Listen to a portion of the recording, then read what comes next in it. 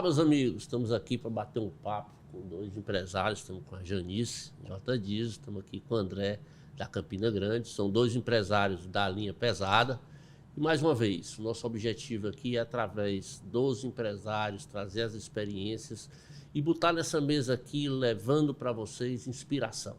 Inspiração de oficinas que já têm sucesso, oficinas que é evidente, para chegar no estágio hoje de maturidade, passaram por vários desafios. E aí eu começo aqui a primeira pergunta à Janice, né? Na ordem aí, da primeira as mulheres, tá, Janice? E a primeira pergunta é: como você começou nesse segmento e quais seus principais desafios do start inicial? Tá, vamos lá. Por ser mulher, já sou assim a exceção do segmento, né? É um segmento, logicamente, por natureza, muito masculinizado. E, sem dúvida nenhuma, eu preciso provar mais do que o dobro, né? Então, assim, para falar de forma técnica, para dar uma segurança para o meu cliente, acho que eu tenho que ter uma força-tarefa muito maior do que se fosse uma figura masculina, né? Mas eu comecei lá atrás, comecei a empresa também familiar. Então, comecei aos meus 17 anos, já fazem muitos anos. E a empresa, é óbvio que por ser familiar, a gente respeita, né, a figura do gestor, da figura que ali, ela, de criação, né? Mas eu passei um tempo fora, né? E nesse lapso eu pude, quando eu retornei, encontrar a empresa de uma forma diferente, né? Já não havia mais aquele gestor, aquele criador, e foi onde eu precisei assumir esse papel. Então, não mais eu era um coadjuvante, né? Eu ali já estava num papel, né? exatamente, principal. E aí, desenvolver esse papel principal traz responsabilidades, né? E quando eu cheguei na empresa para gerir, eu tinha relatórios de informações muito básicas. E para uma boa gestão, é preciso a gente ter informações e dados mais precisos, mais consistentes. Porque é assim que eu vou conseguir fazer tomada de decisão e planejamentos de forma mais assertiva, né? E foi nesse caso que eu precisava de alguém que me desse um conhecimento, né, de uma forma, de uma experiência que eu encontrei em você, por indicação. Lógico, eu sabia que eu precisava dessa pessoa, né, e realmente essa pessoa foi você. E qual a importância de ter sido o Cláudio especificamente? Porque o nosso ramo, o nosso segmento tem muita peculiaridade. Então, nada melhor do que um consultor da área, do segmento. Diferente de um consultor, porque é um consultor de venda, de comércio. Não cabe, não encaixa. O nosso mercado é realmente muito, muito específico. E foi nessa busca assim, de melhores informações, de melhores dados, que eu venho traçando um novo objetivo, traçando novas metas e conseguindo realizar, que eu acho que é o principal, assim, que a gente quer não só planejar, mas conseguir realizar. Né? É a transformação, né? Exatamente.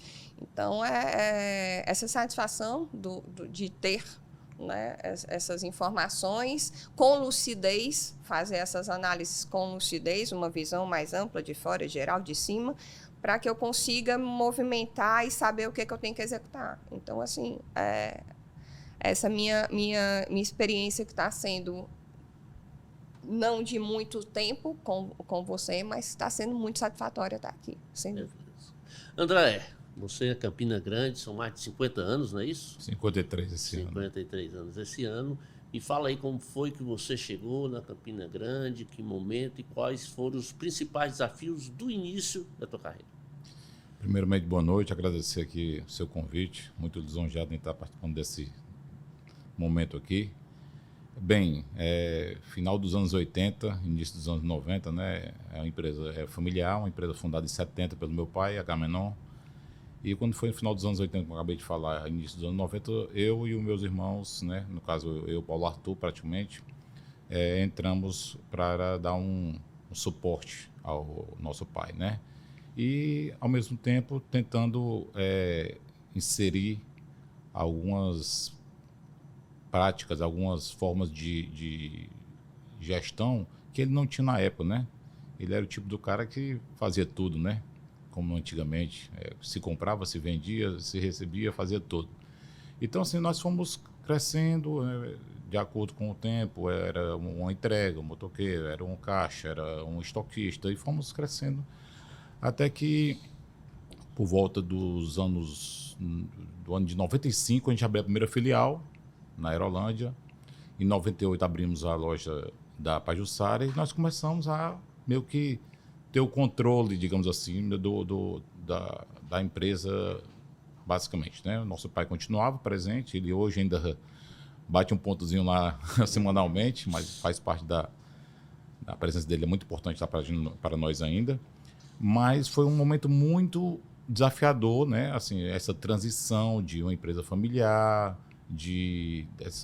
qualquer mudança, por mais que seja para o bem, traz uma dificuldade, né? Uma turbulência, né?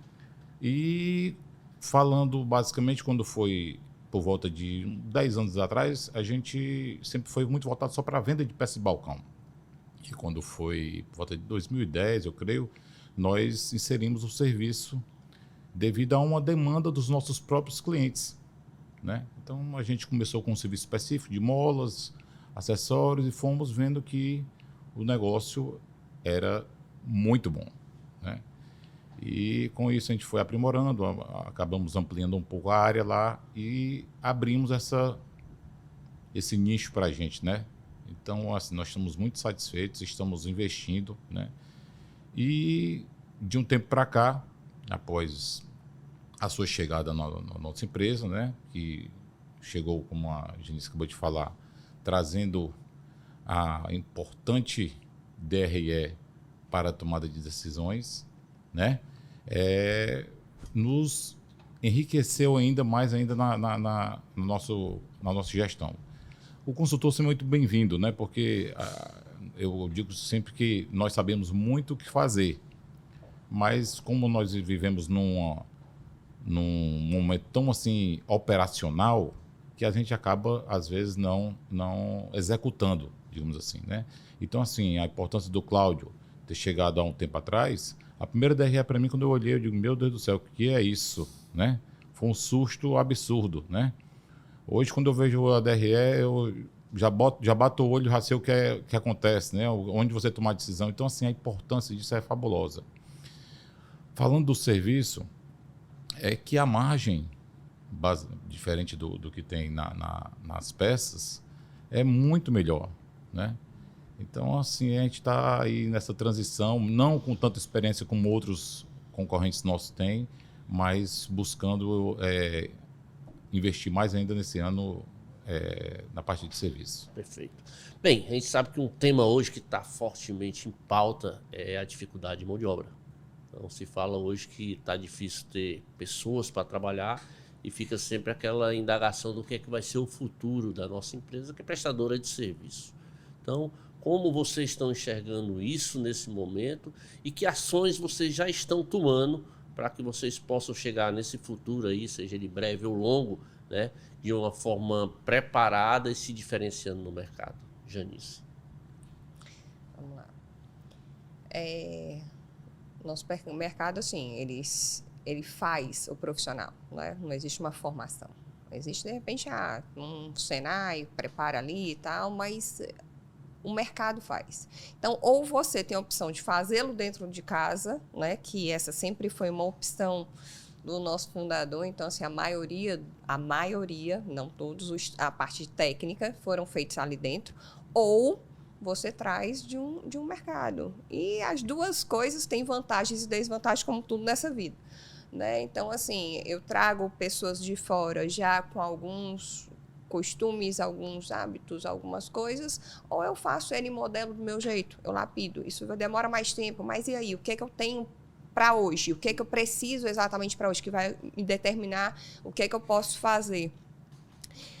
Mão de obra é realmente um dos maiores problemas do setor, principalmente uma mão de obra especializada, né? Quando você fala de repente uma parte mecânica geral, eu acabo tendo maior oferta assim, vou ali e consigo, de uma forma ou de outra eu não fico sem. Mas quando já é uma especialidade, isso se reduz, isso extremamente, e aí você acaba que tem que realmente conduzir de uma forma diferente. Você tem que ter esse funcionário sendo um parceiro. E você tem que formá-lo, como a gente estava conversando até antes ali, como um líder mesmo, porque é esse o papel dele. E ele vai desenvolver ali dentro outros, né, futuros especialistas como ele. Então, assim, hoje, dentro da empresa, minha maior assim, meta é realmente que o meu líder hoje, o meu líder, ele consiga transformar em outros técnicos dentro de casa mesmo. Perfeito. Bela mensagem. André, você com 3 unidades, não é isso? Exato. Inclusive, com o momento agora, diria até que mais um dos divisores d'água, você está implementando o RH na empresa. Exatamente. Então, como hoje, certamente, você já enxerga, através desse RH, um caminho. Mas fala um pouco sobre isso, o que é que levou você, né, você, quando eu falo como empresa, a fazer esse investimento e como você está enxergando esse time para o futuro. Bem, como você sabe, né, agora no final do ano nós abrimos uma seleção para uma pessoa de RH, porque nós acreditamos muito que o ambiente de trabalho, né, essa proximidade, essa intimidade profissional traga excelentes resultados, né? Então a gente fez esse investimento, estamos agora com o Marco Zero, né, para poder ela tentar fazer, e ela vai conseguir com certeza, obter bons resultados com relação à parte do clima organizacional. Por quê? Porque a gente acredita, primeiramente, assim, nós não pensamos ali, pegar a atual equipe que nós temos lá, nós temos em torno de um pouco mais de 60 funcionários, e fazer com que entenda cada um deles, a valorizar cada um deles. Nós temos uma equipe muito antiga, nós temos funcionários de 25 anos, né? E esses funcionários, eles precisam ser valorizados, não só eles, todos os funcionários precisam ser valorizados. E dentro do que anteriormente foi falado aqui, essa parte do carinho, essa parte do zelo com o funcionário, essa proximidade, essa transparência é importantíssimo. Então nós estamos investindo muito nisso aí, porque a gente sabe o quanto a gente precisa desses profissionais, né? Seja ele o vendedor de balcão, seja a pessoa da parte de serviços gerais, o mecânico em si, né? Então, a gente está muito investindo nessa parte de pessoas a partir desse ano de 2023. Perfeito. Bem, nosso segmento aí, ele vende soluções de cima de uma necessidade, né? Então, o cliente ele não compra desejo, ele compra necessidade. Então, normalmente, o nosso cliente ele não fica sonhando o dia que ele vai na oficina e transformar aquele dia como o melhor dia da vida dele. Então, geralmente, o nosso cliente chega aborrecido ou com uma certa ansiedade, que não sabe quanto vai gastar. Na linha pesada, então, porque ele está com problema certamente com o veículo, que é a fonte de renda dele. Como preparar uma empresa para receber esse perfil de cliente que vem, né, com ansiedade, vem com insegurança, vem assim, sem o desejo de querer ir e a gente conseguir abraçar da melhor forma possível. Como hoje a JDIS, como hoje a Genice pensa e age dentro dessa forma. Uma preocupação minha é que o atendimento seja... Eu priorizo muito o atendimento. Assim, eu tenho um cuidado em atender o meu cliente, que eu sempre falo para os meus funcionários, vocês veem eu até brigando com o fornecedor, se ele não estiver me tratando bem, porque eu zelo tanto pelo atendimento com o meu cliente que eu não aceito um fornecedor não atender bem o cliente dele, que no caso seria eu. Né? E assim, eu estou fazendo com que esse atendimento ele se mitigue. Como é que eu posso dizer assim? Antes era centralizado o atendimento. Então, você tem uma pessoa só que vai atender, que vai falar diretamente com o cliente. Então, isso facilita, porque, de uma certa forma. Mas você não está preparando a tua equipe para ter um contato direto com o cliente. o que isso é um problema. Então, desde que eu cheguei, eu estou fazendo isso lá com cuidado dentro da empresa. Que os funcionários internos, porque obviamente os externos já têm contato com o cliente, já trabalham com isso e isso aí já é dominado. Mas os funcionários internos que não tinham antes um atendimento ao cliente, que faça isso de uma maneira tão cuidadosa como eu faço. E é aquele negócio, você acaba sendo exemplo, né? Se você atende bem, se você tem um cuidado, como que você age, como que você toma determinadas atitudes, isso aí já é o exemplo. E o que você falou, assim, tanto meu mercado como o do André, nós somos um mercado pesado, a gente trabalha muito para frotista, né? Então, não é que a gente não tenha o cliente, o consumidor final, o dono do caminhão, enfim, não é que não tenha isso, óbvio que tem. E aí, essa é uma pessoa mais afetada, que tem mais, de repente, mais dificuldade. Então, assim, é você demonstrar... A Jota disse, ela está há mais de 30 anos no mercado, então são 33 para ser mais exato, 34 está completando esse ano, em 2023.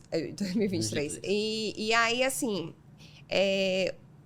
o nosso nome é muito ligado à confiança e transparência, sabe? Foi sempre isso atrelado ao nome Jota disso. Então, o cliente chega lá por buscar já uma confiança. Então, por mais que ele não chegue satisfeito, mas ele chega por uma indicação, ele chega por saber que ali o laudo dele, o diagnóstico dele vai ser tão... de tanta segurança, de tanta confiança, que ele já se sente um pouco aliviado, né? Porque o receio hoje de você levar o carro em qualquer lugar é se você vai ser lesado ou não. Então, já te dá um certo conforto, por mais que o valor seja um valor que te traga um certo desconforto de ter que fazer aquilo ali na hora, porque uma coisa é você investir em algo de embelezamento do seu caminhão, do seu carro, do seu veículo. Mas outra coisa é você ter que gastar, principalmente quando você não estava esperando. Mas quando você leva para um lugar que te transmite isso, que é a confiança e a honestidade, eu acho que ela já te conforta assim, de uma forma que o cliente se sinta mais satisfeito, né, em estar ali. Perfeito. E aí, André, como é que é visto hoje esse olhar para o cliente, cheio de necessidades, cheio de urgências? Como é que hoje a Campina Grande trata isso? Procurando zelar demais, né, o cliente que, como você falou, ele está ali com o ganha-pão dele do lado, né? Seja o autônomo, seja o frotista. E eu te digo um negócio, Cláudio, assim... O que eu mais bato na tecla na empresa o cliente chega com um baita de um problema lá, certo? Então, se você vier de uma forma não receptiva, de uma abordagem devida, aquele problema só aumenta, né? Então, você tem que ter uma habilidade fenomenal em saber lidar com ele, porque ele vai te deixar um baita do dinheiro, né? Na linha pesada, né, Janice? Os valores são mais volumosos, né? E eu te digo o seguinte, assim, eu sempre procuro a Campina Grande, né, em fazer com que você dê uma consultoria para o cliente, seja numa manutenção preventiva, porque a corretiva sabe-se que nós ganhamos mais dinheiro com corretiva, mas eu prefiro ter a fidelidade, ou seja, eu digo sempre, você tem que estar sempre fidelizando o seu cliente, de forma, como a gente falou, passando segurança, transparência, sendo leal com ele, porque só ele sabe, no caso dos frotistas, o quanto por aí afora eles às vezes são lesados, né? Então a gente tem batido muito nessa tecla de... Eu vou te dizer um negócio, quando eu vivo de faturamento, claro, mas quando você se dá uma consultoria de um atendimento do cliente, tira ele do prego, aquilo para mim não tem preço. Sim. Então o zelo pelo cliente é o número 1. Ou seja, uma mensagem fantástica, né? Inclusive tem 2 palavras aí na resposta de vocês que eu acho que faz pauta para o nosso segmento, que é essa confiança e transparência. Então, esse cuidado com o cliente, ele é transformador e gera aquilo que a gente mais sabe, né? Que é a relação de continuidade. Então, o importante não é vender uma vez, mas ter aquele cliente na carteira. E na linha pesada isso é mais forte ainda, né? Sim. Porque a recorrência ela é muito dinâmica. Bem, falamos de pessoas, falamos de clientes, mas nós temos que falar também de empresário, né? E empresário precisa de resultado. E o resultado hoje ele está pautado nesse conceito de organização, de processo bem desenvolvido, de produtividade, de marcação de preço e sempre na busca incessante de tirar com excelência e com qualidade a melhor lucratividade. Então, qual tem sido hoje, Anísio, para você o maior desafio para chegar lá na última linha da DRE e atingir as suas metas, né, mês a mês? A gente vem acompanhando isso há alguns meses, né? E eu até, no último encontro nosso, até questionei assim, mas não posso esperar o final do mês para poder resolver aqui um problema, senão não tenho tempo de sanar, né? Mais de manobra. Peraí. Então, assim, mas conhecer aquilo que eu falei lá no comecinho, que é você ter informações mais precisas, mais profundas, mais robustas. Por quê? Antes eu não tinha um ponto de equilíbrio da empresa, eu não tinha um ticket médio da empresa, eu tinha informações de quanto se gastou e quanto faturei, né? E vai muito além disso para eu conseguir gerir bem, né? Eu preciso saber quanto hoje eu tenho a receber futuro, quanto eu tenho a pagar, como é que está sendo a minha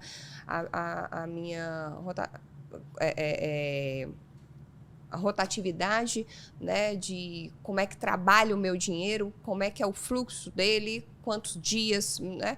E dentre essas informações, eu consegui fazer, como eu falei, planejamentos a curto, médio e longo prazo. Por quê? Porque eu estou já vislumbrando um negócio já muito maior, né? Então, assim, é um passo de cada vez, mas com dados, né? E o objetivo é ter resultado.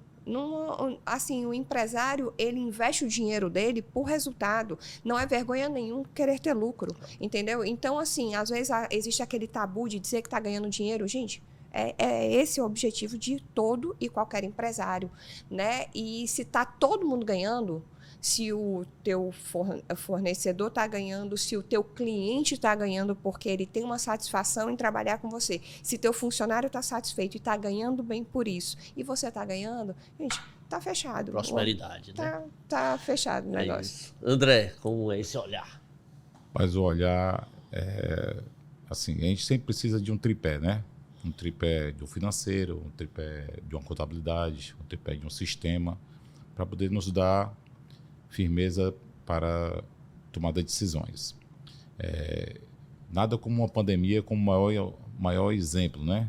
Quem não se assustou há quase 3 anos sobre uma situação. Então, das vezes que nós tínhamos a riqueza de informações da planilha, né, da DRE, que você nos passou, e falando que a gente falou no começo, tendo uma consultoria não eclética, né? Como se todo mundo tinha, sim, específica, com conhecimento do mercado, passando todas as informações necessárias para a tomada de decisões, em minuto algum, nós nos vimos assim, meio que assustados que a nossa empresa fosse chegar ao fundo do poço, porque nós tínhamos ela na mão, com a riqueza de informações, né? Então, isso aí foi extremamente importante. Nós temos um DRE para poder você saber em que ponto você atacar, né? De que forma você agir para aquele momento você tentar seguir depois de um momento tão difícil que todos nós atravessamos. O conhecimento, como diria um professor meu lá do passado, não ocupa espaço nem pesa na cabeça. Eu acho que o fato de você sempre estar se reciclando, você tem que estar procurando o fato de um consultor como você, procurando acompanhar o Segredo das Oficinas, que é um nosso espetacular lá, que todo dia, até eu repasso para os meus lá da oficina, para eles sempre estarem atentos às situações. Isso aí para a gente é formidável.